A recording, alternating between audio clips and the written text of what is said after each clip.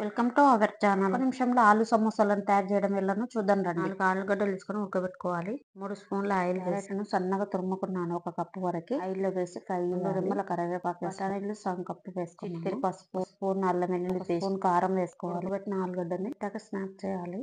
ఆలుగడ్డను వేసి కలుపుకోవాలి. తగినంత ఉప్పు వేసుకోవాలి. డీప్ ఫ్రైకి సరిపడా ఆయిల్ వేసుకొని 3 కప్పుల మైదా పిండి తీసుకోవాలి. చపాతీ పిండి లాగా చేసుకున్న తర్వాత డబ్బా షేప్ లో కట్ చేసుకోవాలి. మధ్యలో ఆలుగడ్డను పెట్టాలి. ఒక మూల నుంచి ఒక మూలకు వేసుకోవాలి. ఇంకో మూల నుంచి ఇంకో సైడ్ వేసుకున్న తర్వాత మధ్యలో ఇలా వేసుకోవాలి. వీడియోలో చూపిస్తున్నట్టు చేయండి. ఆలు సమోసాలు రెడీ.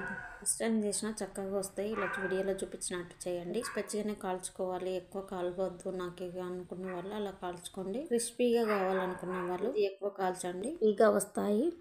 ఫుడ్ కాకుండా ఇంట్లో ఎలా తయారు చేసి పెట్టండి. ఇష్టంగా తింటారు. ఈ వీడియో కనుక నచ్చినట్లయితే లైక్ చేయండి, షేర్ చేయండి, కామెంట్ చేయండి, సబ్స్క్రైబ్ చేయండి.